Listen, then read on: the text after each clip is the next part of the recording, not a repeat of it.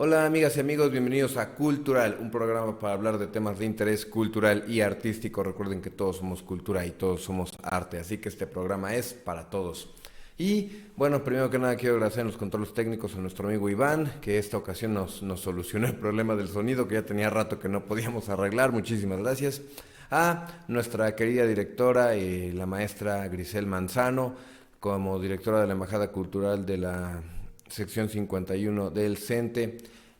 Sin ella este programa no sería posible. Los invito a seguir en redes sociales a la Embajada Cultural del CENTE sección 51, así los encuentran en Facebook, Twitter, Instagram, YouTube, TikTok, en fin, en todas las plataformas desde donde compartimos mucho contenido. Y bueno, iniciamos nuestro programa con una noticia bastante agradable. Fíjense que México vuelve a hacerse presente en el mundo del cine, y es ahora a través del señor Tenoch Huerta, quien va a participar en el universo cinematográfico de Marvel. No es el primer actor que lo hace, hay que decirlo. También Salma Hayek ya interpretó un personaje de esta famosísima franquicia de cómics y de historietas que tiene tantos personajes heroicos. Y bueno, el señor Tenoch Huerta es un actor mexicano de 41 años, obviamente. Bueno, obviamente es mexicano, tiene 41 años, es originario de allá del Estado de México, de Catepec específicamente. Ya ha ganado un premio Ariel y él empezó trabajando en telenovelas mexicanas y desde luego también ha hecho películas desde el año 2006, y va a personificar a el superhéroe Namor. No recuerdo bien cómo se pronuncia, según yo es Namor. Es algo así como el Aquaman de DC, pero en el universo de Marvel. Y va a participar en la película de Black Panther 2, que es Wakanda Forever, Wakanda por siempre. Eh, bueno, ya la película como tal ya se filmó. En el tráiler oficial de la película se puede ver cómo Tenoch Huerta ya hace el personaje de Namor desde el agua. Se ve que hay como eh, no sé cómo decirle, como una especie de simbiosis entre Wakanda y el océano, desde donde él emerge. Está padrísimo porque tiene su indumentaria tiene muchos elementos prehispánicos. Se parece mucho a un dios maya cuando ves la imagen. Y pues obviamente el talento de este señor es reconocido por esta importante franquicia, por los productores, y le dan la oportunidad nuevamente a un mexicano que seguramente lo hace bastante, bastante bien. Esta película va a estrenarse en noviembre de este año y está dirigida por el señor Ryan Coogler, que fue quien consideró al señor Tenoch Huerta, y pues desde luego desde acá lo felicitamos. Esperemos que la película nos guste muchísimo. Bueno, amigos, empezamos este programa con las efemérides de personajes que nacieron en fechas cercanas a nuestro programa, y empezamos con el señor James Robert Davis. ¿Quién es este señor? Bueno, él regularmente firma sus trabajos como Jim Davis. Él es un caricaturista estadounidense muy famoso por haber creado al famoso personaje del gato Garfield. Este gato naranjita, gordito, perezoso, obstinado, soberbio, abusivo, que siempre pone en predicamentos a su querido propietario John y a la otra mascota de John, el perrito Odie. Bueno, el señor Jim Davis nació el 28 de julio de 1945 allá en Indiana, es estadounidense. Fíjense que su trabajo está muy influenciado por su niñez, porque él creció en una granja junto a su padre, a su madre, a su hermano y, según él mismo platica, junto a 25 gatos que su mamá tenía, que lógicamente fue tomando muchas de las actitudes de los felinos para adaptarlas a su famoso personaje. Los que no estén muy relacionados con la historieta del gato Garfield, Garfield vive en una casa con su propietario, un señor llamado John Arbuckle, que de por sí es un caricaturista. Pero al mismo tiempo, John es originario de una granja donde viven su madre, su padre y su hermano. Y él pues se mudó a la ciudad y ahí vive como caricaturista. Si ven el personaje de Jim Davis, el que le ven en fotografía, y el del dibujo que es el propietario en la historieta de Garfield, no se parecen en nada, pero sí está muy inspirado en su forma de ser. El señor Jim Davis de niño padecía asma. Entonces, como muchos otros personajes de los que les he platicado en este programa, él tenía asma y entonces estuvo muchos lapsos postrado en cama.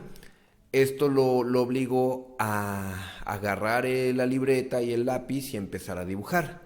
Pero no era bueno, irónicamente no era buen dibujante al principio, pero pues como todo, la práctica hace al maestro y él en algún momento desarrolla muy bien su técnica, aprende a hacer dibujos iguales, porque eso es un poquito difícil en el dibujo. Puedes hacer un dibujo muy muy bueno, pero que te salgan los mismos personajes con las mismas características y el mismo estilo una y otra vez no es tan fácil, puede ser bastante complicado.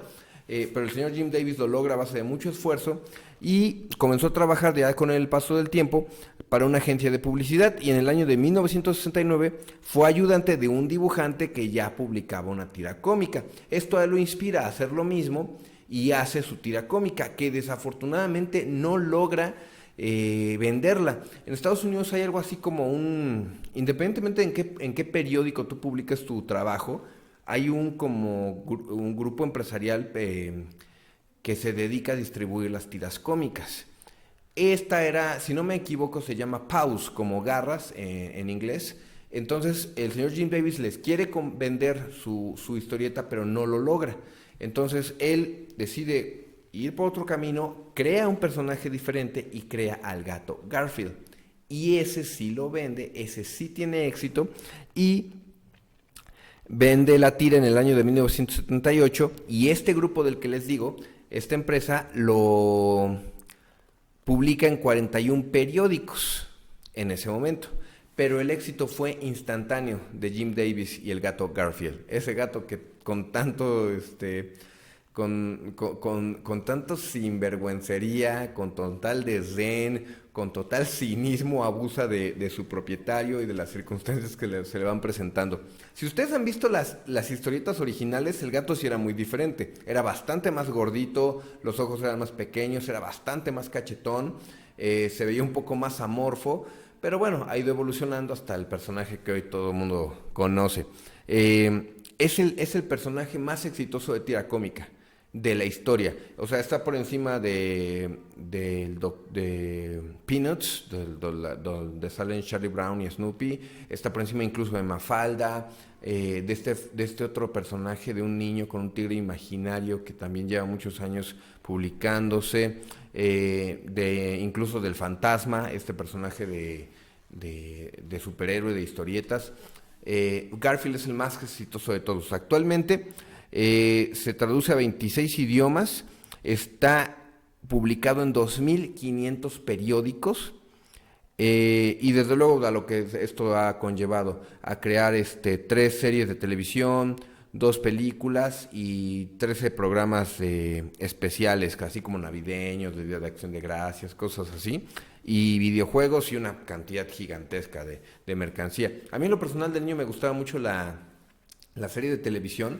Y recuerdo que ahí también no solamente participaba Garfield, sino también participaban unos personajes de La Granja, que también está inspirado en la propia vida de Jim Davis en su infancia en la granja de sus padres. El gran Jim Davis, que nos regaló este personaje tan entrañable. Y bueno, amigos, cambiamos de personaje, igual que en el Street Fighter, y nos vamos ahora con el señor Christopher Nolan, este famoso director británico de películas muy exitosas. Él se llama en realidad Christopher Edward Nolan, nació el 30 de julio de 1970 allá en Londres. Es desde luego director y aparte productor y guionista de cine. Y fíjense que algo agradable a este señor es que desde chiquito supo lo que quería hacer. Comienza a hacer películas desde los 7 años utilizando una cámara de las famosas Super 8 de 8 milímetros. Bueno, nosotros ya no nos tocaron, pero a nuestros papás todavía les tocaron unas cámaras, prácticamente las primeras cámaras portátiles pues de videocine, porque ya permitían grabar audio y video, y estas Super 8 se llamaban así porque eran películas de 8 milímetros. Entonces, él empieza a hacer películas chiquitas con sus juguetes y con esta cámara Super 8. Pero a pesar de todo esto, él no estudia cinematografía, él estudia literatura en el Colegio Universitario de Londres, en el London University College. allá en Londres específicamente. Pero al mismo tiempo él trabajaba para una productora de cine haciendo cortometrajes. Entonces, pues de alguna forma supo combinar lo que estudió con lo que trabajó de la siguiente forma. Porque él, si ustedes ven sus películas, como guionista es muy argumentado. Realmente sus películas, a pesar de que no se pueden desarrollar en ambientes que pueden parecer sobrenaturales o de circunstancias extrañas como las de los superhéroes, realmente maneja argumentos bastante originales y bastante congruentes con la trama de las películas. En 1998 dirige su primer largometraje y en el año 2000 dirige Memento. Memento es una película ya de renombre, ya con una productora importante, que incluso tuvo una nominación al Oscar por mejor guión original. Y bueno, ya a partir de ahí su carrera ha sido bastante destacada. Él tiene una técnica muy interesante, yo una vez vi un reportaje sobre él, porque por ejemplo el señor George Lucas utiliza muchos efectos especiales. Y desde ahí se desprende mucha tecnología en cuestión de computadoras. Lo que muchas veces vemos en la película de Avengers, constantemente los personajes con los trajes con muchas pelotitas y bolas y estructuras y pantallas verdes. Desde luego que el señor Christopher Nolan también recurre a esto, pero no tanto. Él utiliza más efectos de tipo visual. ¿Qué quiere decir esto? Que estamos viendo las cosas como realmente son, no salen de una computadora.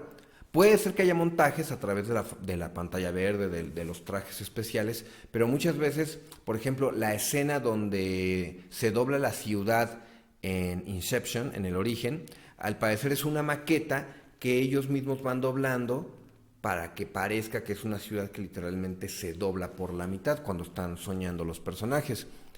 Cosa que muchos directores no hacen. Él, por ejemplo, he visto algunas escenas si no me equivoco, también de Inception, donde los personajes parece que vuelan muy despacito, muy lento.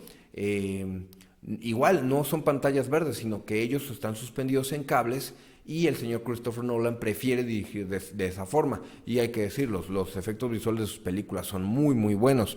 Y bueno, su repertorio como cineasta es muy destacado. Les digo, empezó con la película de Memento, luego hizo todas las de Batman, las del Caballero de la Noche, que son de las más emblemáticas. Hizo también El Origen, ¿no? Inception, que es muy buena, Interestelar, que es una película bastante reconocida, Dunkerque. Y también trabajó como productor, no dirigió, hay que decirlo, él trabaja como productor en la película de la Liga de la Justicia y El Hombre de Acero. También en la de Batman contra Superman, él no dirige, pero es productor, pero desde luego su estilo sí queda muy marcado, a pesar de que la dirige el señor Zack Snyder.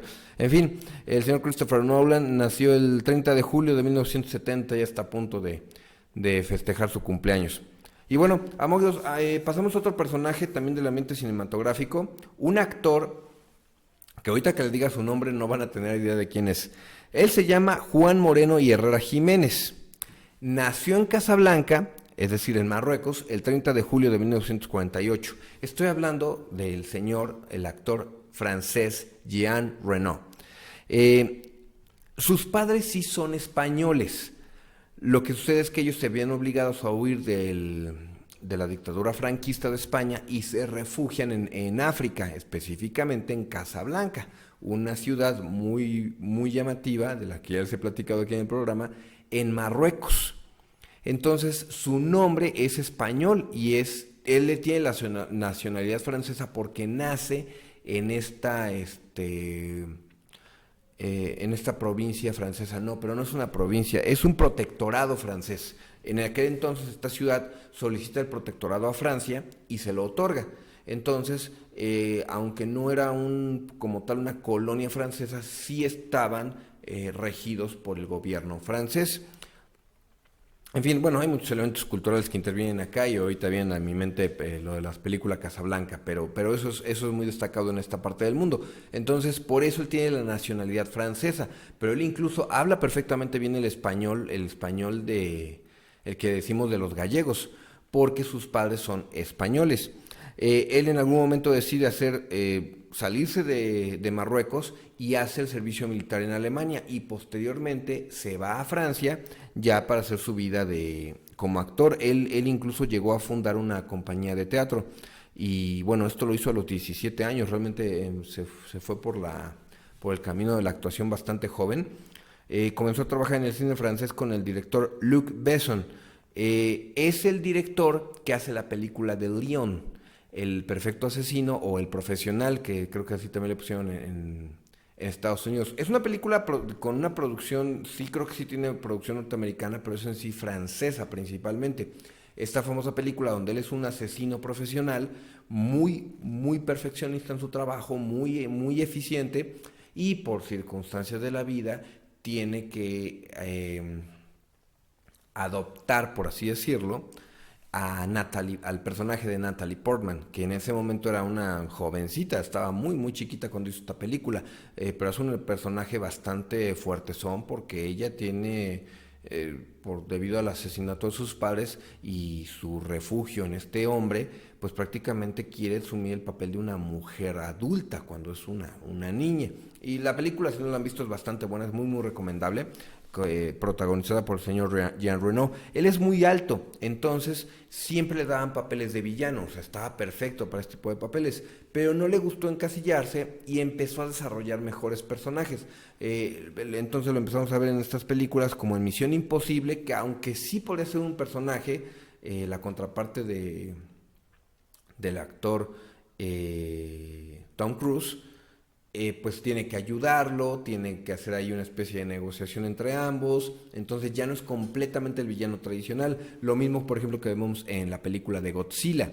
Aunque él realmente quiere ayudar, pues él como que es él aparentemente es del ejército de los malos, ¿no? Pero en realidad quieren ayudar a la ciudadanía a deshacerse de Godzilla.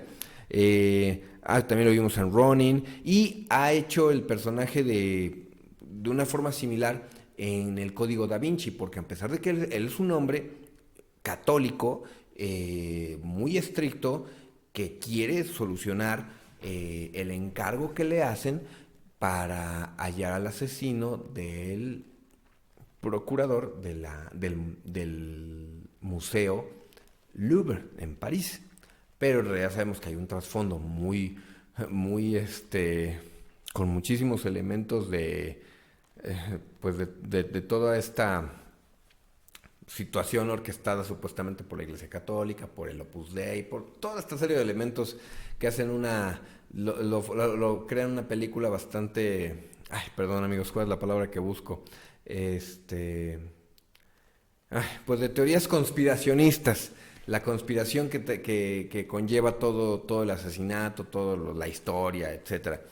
Y él hace de un policía que en realidad es bueno, pero pues para los personajes es como un villano.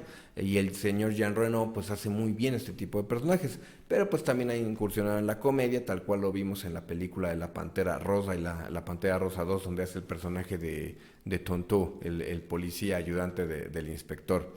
En fin, fíjense que algo interesante, a él le ofrecen el papel del agente Smith en la película de Matrix, pero nunca llegó a concretarse su contratación, y pues vimos a Hugo Weaving, que también lo hizo muy bien, pero hubiera sido muy interesante ver a Jean Reno como el personaje del agente Smith en Matrix. En fin, el hubiera no existe. Bueno, amigos, yo voy a una pausa, pero los espero aquí de regreso en Cultural. No se vayan. Los invitamos a formar parte de la Embajada Cultural CENTE 51, ubicada en la calle Teresa Sur, número 5956, Colonia El Cerrito. Ven y forma parte de los más de 20 talleres híbridos que ofrecemos. No te quedes fuera y acompáñanos. Las inscripciones ya están abiertas. ¡Hey tú! ¡Sí! ¿Tú te interesan las artes y no sabes dónde practicarlas? La Embajada Cultural CENTE 51 te ofrece múltiples talleres híbridos. Contamos con todas las medidas de sanidad. Participa. Nos encuentras en calle 3 Sur, número 5956, Colonia El Cerrito. Hola amigos, estamos de regreso en Cultural y continuamos nuestro programa con el santoral de esta semana. Y les traigo a un santo muy reconocido, muy famoso, pero que muchas veces no conocemos buena parte de su historia. Estamos hablando de San Ignacio de Loyola. Su celebración se lleva a cabo el día 31 de julio. Él nace en octubre del año 1491 en Roma, pero en realidad él es considerado español por sus padres, porque también se le conoce como Íñigo, un nombre completamente catalán. Pero bueno, es solamente una variante de su nombre, porque él siempre es reconocido como San Ignacio de Loyola. Él empieza su carrera, digamos, por así decirlo, profesional, a destacar, porque él era militar. A él le toca en las batallas de contrarreforma.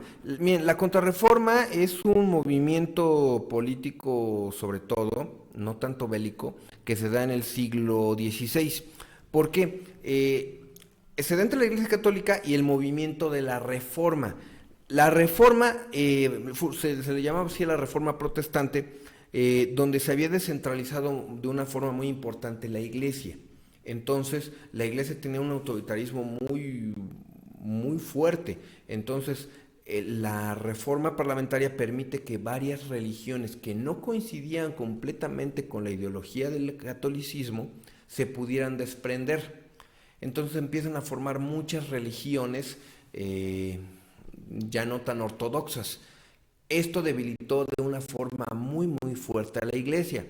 Pero como la iglesia seguía siendo pues la presencia de Dios en la tierra, pues había muchos gobernantes que querían aprovecharse de esta situación. Entonces, uno de ellos era el rey de Navarra, Enrique II, y contra el rey Carlos I, pues se dio una serie de batallas en las cuales participó San Ignacio de Loyola cuando era un militar. A él le tocan estas batallas y en una de estas batallas él queda muy mal herido, al borde de la muerte, se salva y entonces empieza un proceso de autodescubrimiento, de mucho análisis sobre la devoción hacia su fe, lo que él mismo defendía, lo que representaba principalmente la espiritualidad. San Ignacio de Loyola se le acredita mucho los ejercicios de espiritualidad, que consisten en una forma de ver la espiritualidad de la fe en uno dentro de los creyentes, dentro de los católicos. En qué forma afecta directamente a nuestro espíritu la profesión de nuestra fe. Ahora, entonces, él originalmente podría ser considerado un soldado. ¿En qué momento decide él como que transformarse en un hombre de fe? Bueno, pues este movimiento podemos decir que no se dio del todo, no es un hombre que haya cambiado completamente las armas por la fe. Miren, en 1521 es cuando le sucede esto de que queda muy gravemente herido en batalla. Y luego en 1534 él funda y además es el primer general, ese era su cargo, primer general, bueno general, pero él fue el primero, de la Compañía de Jesús, que con otros religiosos recibieron la autorización por parte del Papa para ser fundados. Son comúnmente llamados los jesuitas. ¿Sale? Los que están más identificados con esta ideología, pues saben que hay una historia importante en el catolicismo detrás de los jesuitas, que son fundados por San Ignacio de Loyola bajo el nombre de la Compañía de Jesús. Su intención era profesar la fe cristiana, sobre todo en Tierra Santa específicamente, pero no lo logran. Ellos incluso no logran llegar todos, pasan por muchos predicamentos, la gente no lo recibe como si hubieran querido, entonces mejor desisten de esa idea y se ponen a disposición del Papa. Pero San Ignacio de Loyola también es muy recordado por tener una obediencia casi ciega al pontífice. Entonces, es muy posible, o tal vez que de esa, pues de toda esa autoridad que le concede la Iglesia, es que se haya considerado en algún momento a los jesuitas algo así como el brazo armado de la Iglesia Católica. ¿Por qué? Porque recuerden que son fundadas por un hombre que era un militar y que además toda esta tendencia nace desde un conflicto pues bélico, porque nace a partir de una guerra que era a causa de que la Iglesia Católica había perdido mucho terreno y eso obviamente disminuía su poder. Entonces, métodos, él llegó a ser considerado como incluso un fugitivo de la Inquisición, de la Santa Inquisición, pero en el movimiento muy inteligente decide someterse a un proceso judicial, por así decirlo, y pues se descubrió que era inocente, o se determinó que era inocente.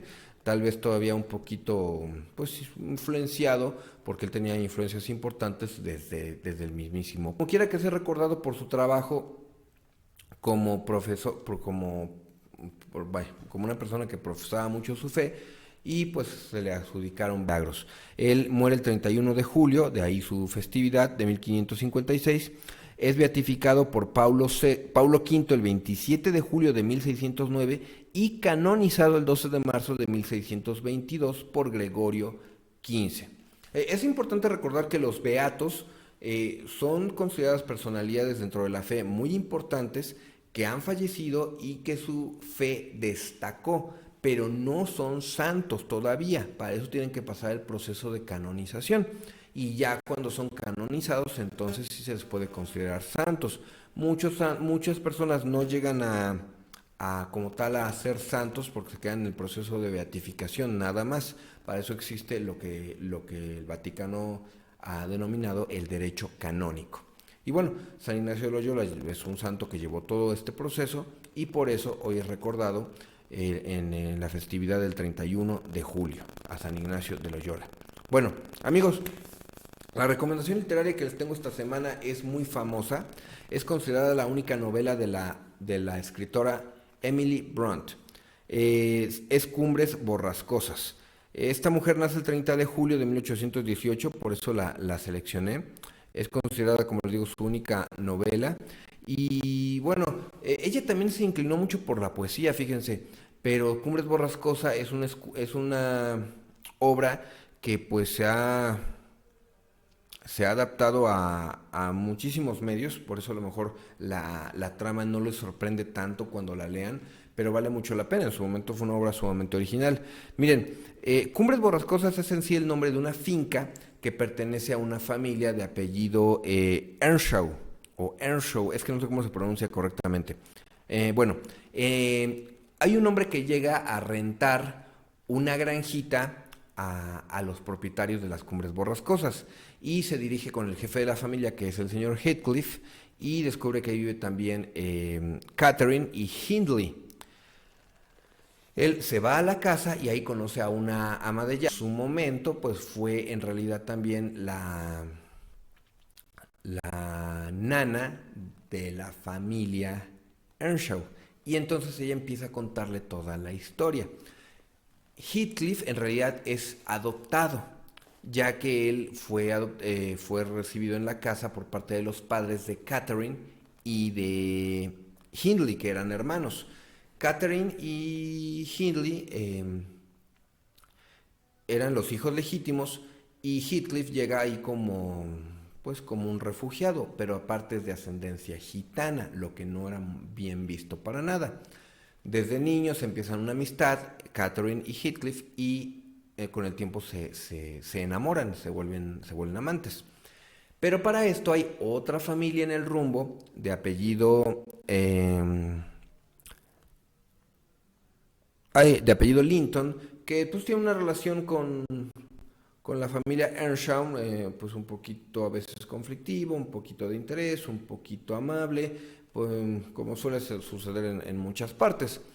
Pero cuando esta familia descubre la relación entre Catherine y entonces, al momento que son descubiertos, por alguna razón ella es mordida por un perro. Con toda la educación del mundo la atienden, pero a él lo desprecian. Él incluso lo corren para que no intervenga en la salud de Catherine. Aparte de esto, el hermano de Catherine siempre lo trató muy mal desde chiquito. Bueno, en algún momento ella, Catherine, regresa a Cumbres Borrascosas, a la finca, y pues ya es una señorita. Pero descubre Heathcliff que ella se va a casar con el hijo de los Linton. Ella confiesa incluso que no lo ama, ella ama a Heathcliff, pero él de todos modos decide irse. Regresa después de un tiempo, después de un par de años, y decide casarse con la cuñada de Catherine, es decir, con otra miembro de la familia Linton. Pero él ya regresa como un hombre rico, pero desafortunadamente con resultado de negocios de dudosa procedencia. Ellos continúan con sus vidas, tienen hijos. Ya no les platico más porque el spoiler a veces puede ser muy predecible en este tipo de obras, pero no tanto porque sea una trama sencilla, sino porque se ha adaptado a tantos medios, a tantísimas variantes de películas, de obras de teatro, de cine, de televisión, que es muy fácil a veces adivinar estas tramas, pero se las agradecemos a la señora Emily Blunt, que les digo, nacía un 30 de julio del año 1818. Bueno, amigos, pasamos ahora a la recomendación de cine de esta semana. Seguimos con ahorita que les platiqué de las películas del señor Christopher Nolan. Les traigo una película, un thriller, que se llama Premoniciones. Es protagonizado por Sandra Bullock, que nace el 26 de julio de 1964. Esta película es del año 2007 y está dirigida por Menan Japo, un alemán.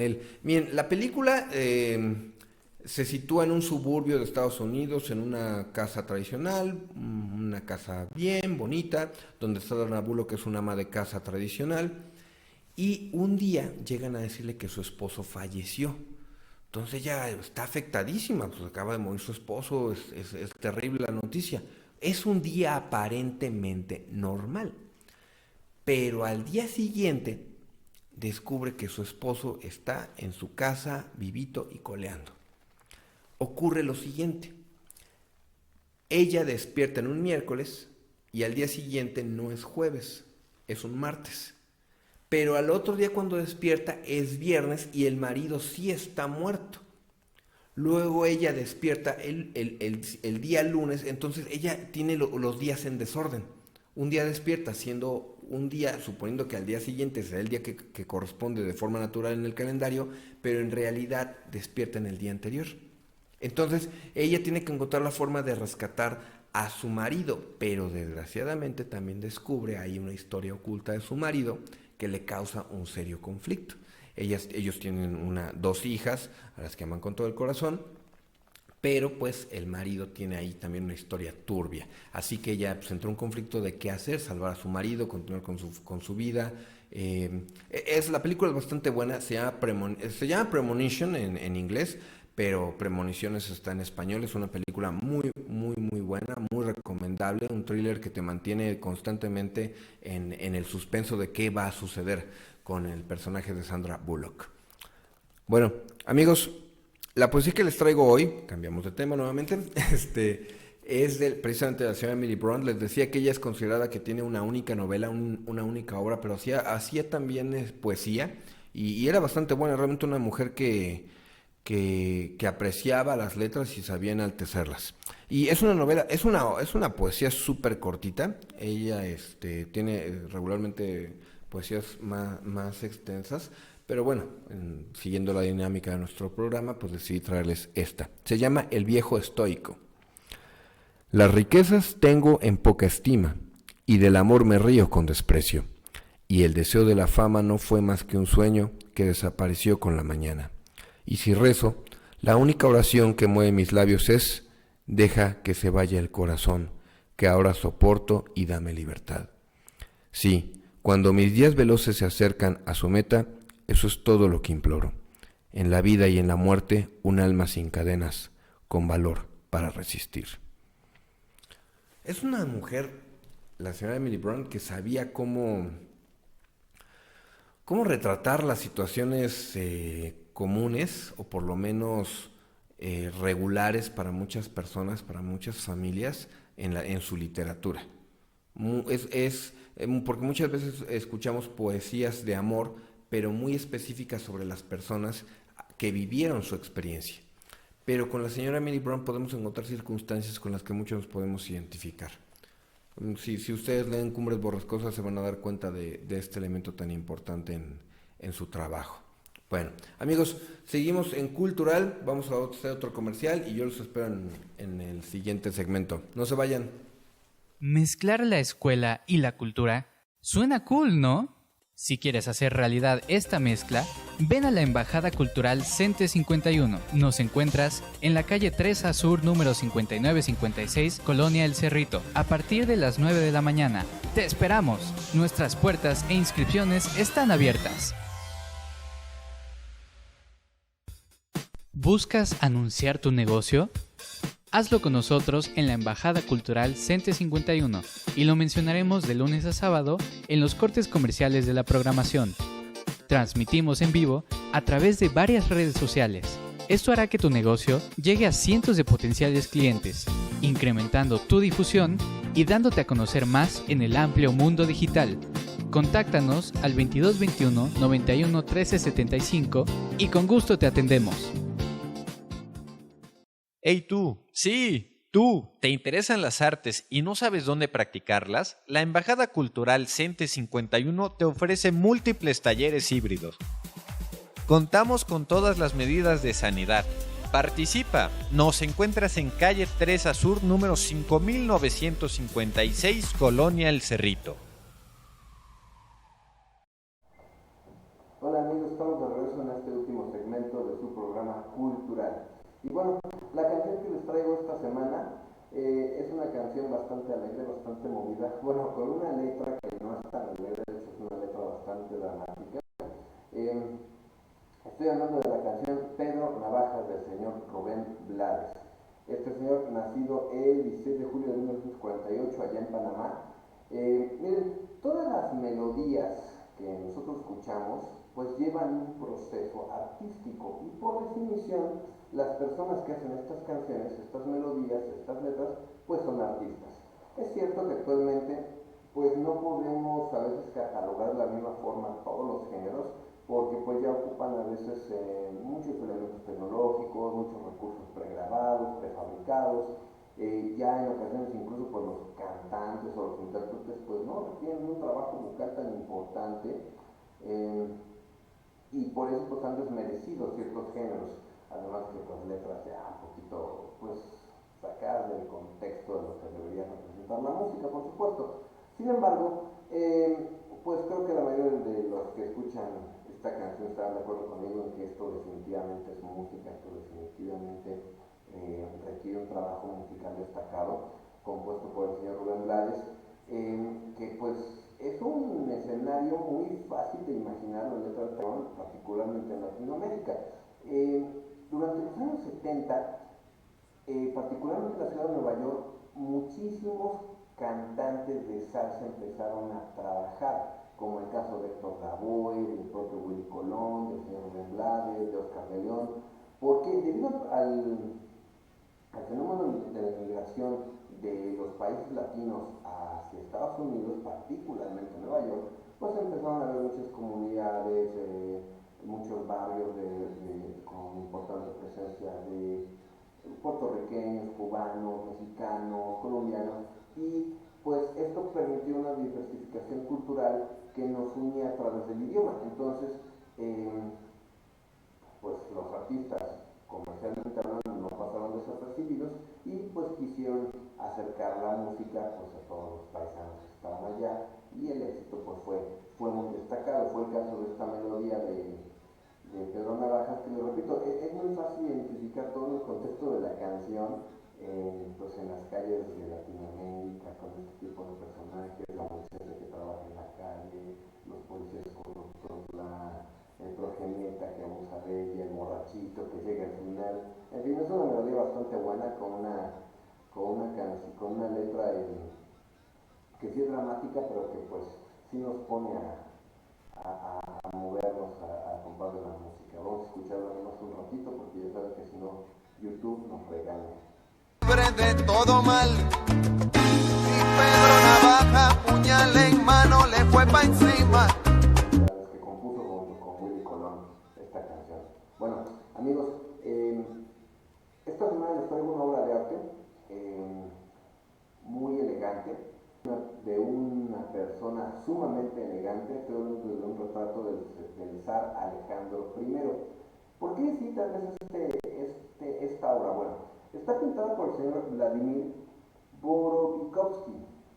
Borovikovsky, sí, perdón si no lo pronuncio pronuncio bien, pero es que así como a ellos les cuesta trabajo nuestros nombres prehispánicos, a nosotros los nombres rusos definitivamente nos cuestan. Miren, este señor nace el 24 de julio del año 1757. Se especializó casi en puros retratos, como el que tenemos en la pantalla. Nada más que este señor nace en el Hetmanato cosaco. ¿Qué es el Hetmanato cosaco? Bueno, el imperio ruso que abarcaba muchísimos territorios en el norte de Europa, como lo que hoy es Finlandia, Croacia, todo lo que son las repúblicas soviéticas socialistas, una parte de Asia, Polonia y también Ucrania. Estos dos países que actualmente se encuentran en un conflicto tan lamentable pero tan destacado. Y bueno, de esas ironías que vemos a veces en la vida, un pintor que nace en Ucrania, pero que pertenecía a Rusia, pero que pues al final del día es como tal ucraniano. Él incluso nace con el nombre de Vladimir Borovik. Era más sencillo su apellido y más relacionado con el territorio ucraniano, con lo que hoy es el territorio ucraniano. Y a pesar de que pues él pintó al zar, a la máxima figura política del país, pues es evidente que toda esta diversidad cultural, toda esta convivencia artística que pasó siglos, pues lamentablemente queda olvidada en un conflicto que pues muchas veces obedece a otros factores que no son la ciudadanía. Muy lamentable, pero bueno, el arte tiene eso de maravilloso, que trasciende la historia, trasciende en el tiempo, que sus protagonistas ya no estén entre nosotros. Fíjense que algo interesante de este hombre es que él era hijo de un cosaco, y él también sirvió a su país como un cosaco. Los cosacos eran algo así como el concepto del chavo en México.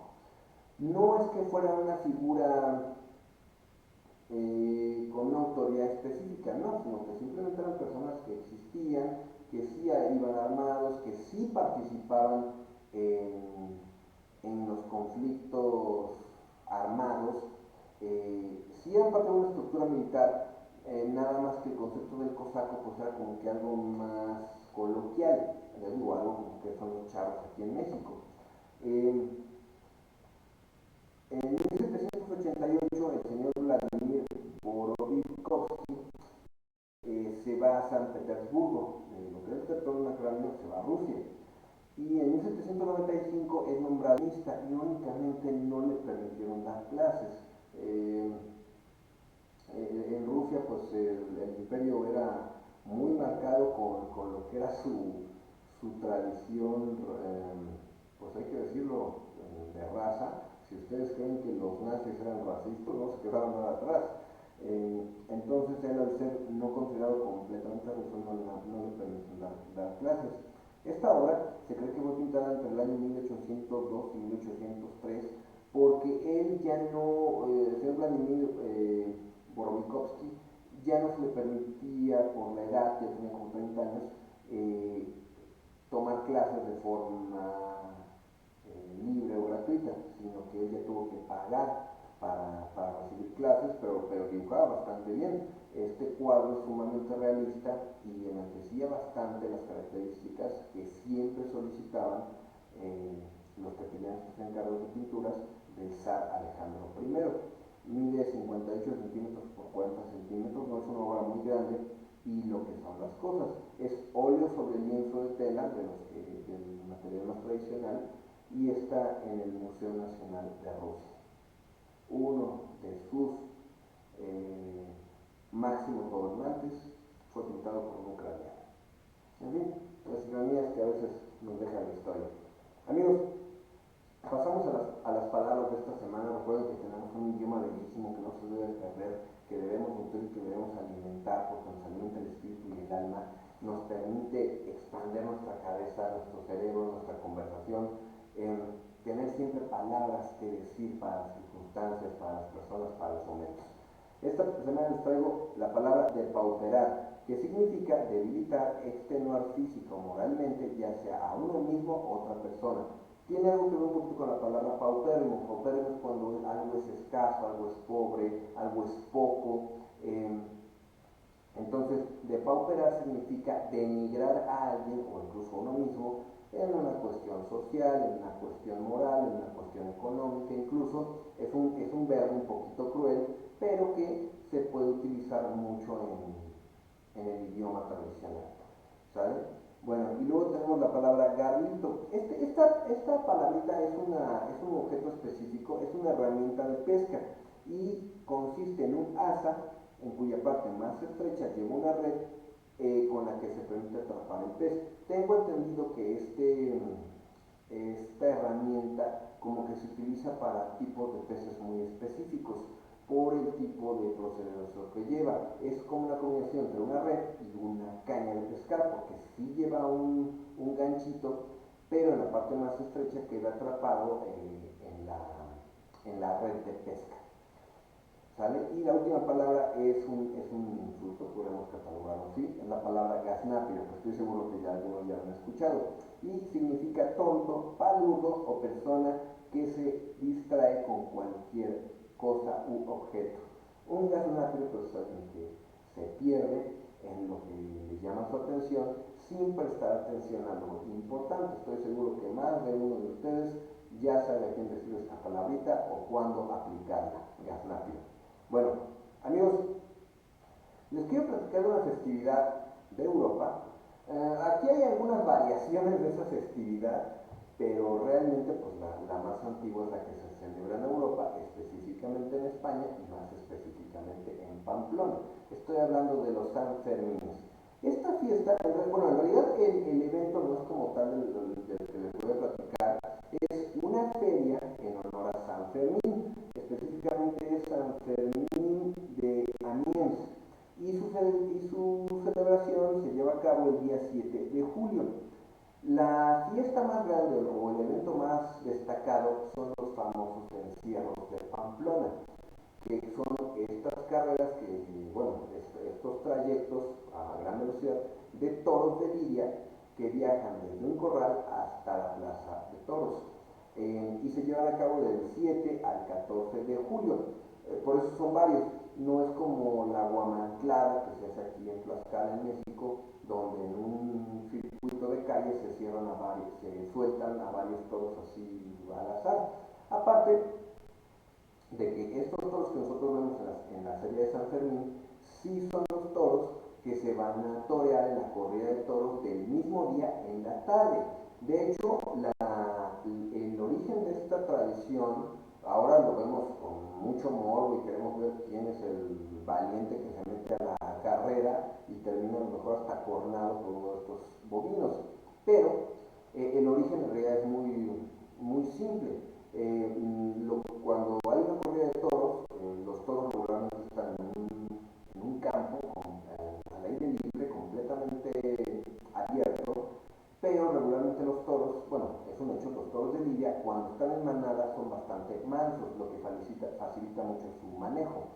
Entonces, cuando son apartados para llevar a las plazas de toros de las diferentes ciudades, pues se llevan en transportes diseñados para eso. Las plazas de toros tienen dentro un sistema de corrales, de cajones, de compuertas que hacen que sea seguro para una persona manejarlo y que el toro esté dentro de los corrales llevando a cabo un circuito que le permita salir a la plaza de toros, a la arena.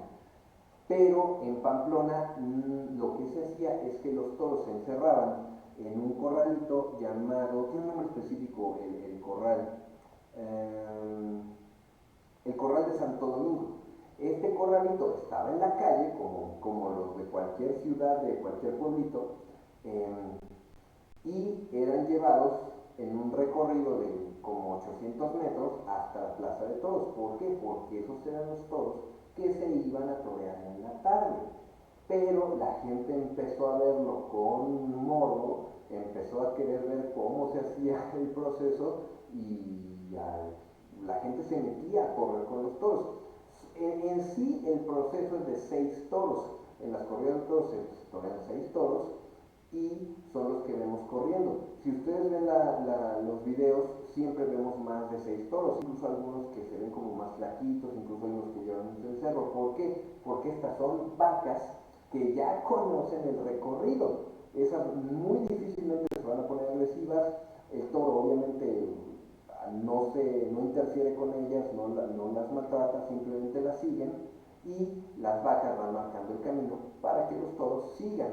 Y bueno, debido a la cantidad de gente que participa y la cantidad de gente que arriesga la vida al meterse en el encierro de Pamplona, pues es que pues ya se ha vuelto un atractivo turístico muy peculiar. No voy a meterme en la discusión sobre la polémica si estos eventos deben llevarse a cabo o no, pero lo que sí es un hecho es que su origen es muy básico, es muy simple, simplemente el hecho de trasladar un animal de un punto a otro, pero pues la gente lo volvió un atractivo turístico, y pues al intervenir tantos elementos, pues sí, se vuelve una tradición que con la cultura, independientemente de la opinión que tenga cada quien sobre este tipo de actividad. Y bueno, se llevan a cabo del 7 al 14 de julio, levantando muchísimo morbo entre los espectadores. Aparte de que es antiquísima, porque se cree que celebra por lo menos desde el siglo XIV, las corridas de toros son muy viejas. A mí me llamó la atención el otro día una foto donde acabó el encierro durante la Guerra Civil Española, o sea, se ven las casas derrumbadas, se ven poca gente, muy poca gente, calles desoladas. ¿Por qué? Porque incluso en estas circunstancias la tradición perdió. Bueno, es algo que creo que destaca bastante. Amigos, ya para nuestro programa tenemos una frase de la británica de la que hablamos mucho en nuestro programa de hoy. La señora Emily Brock nos dice: a un hombre sensible tiene que bastarle con la compañía que encuentra en sí mismo.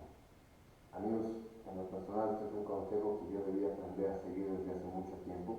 Siempre suponemos que requerimos de la compañía de otras personas para ser felices, para estar contentos, para sentirnos bien, cuando no. Nosotros tenemos que ser capaces de ser felices con nosotros mismos, de entretenernos entre nosotros mismos, muchas veces de abrazarnos y de nosotros mismos de una forma sana. No se trata de que seamos egoístas, de que seamos egocéntricos, no, simplemente de que la única persona que va a estar contigo el resto de tu vida eres tú mismo. Y no forzosamente tienes que ser sensible, todos tenemos un grado de sensibilidad, no somos máquinas. Entonces, la persona que es capaz de estar contenta estando sola es una persona capaz de ser feliz. Un consejo muy sano de una mujer muy destacada de la literatura, la inglesa Emily Bronte. Bueno, amigos, yo con este mensaje me despido, les agradezco muchísimo su tiempo, su atención, gracias por seguir esta transmisión, gracias por ver mi programa. Los invito a seguirme en redes sociales, me encuentran como J2B Escritor, o Julio Valderas, o Julio Valderas Escritor. Recuerden visitar mi página www.juliovalderas.com, donde pueden encontrar más de mis libros y los proyectos donde participo. Recuerden disfrutar la vida, porque la vida es arte. Nos vemos en el siguiente programa, amigos. Cuídense mucho.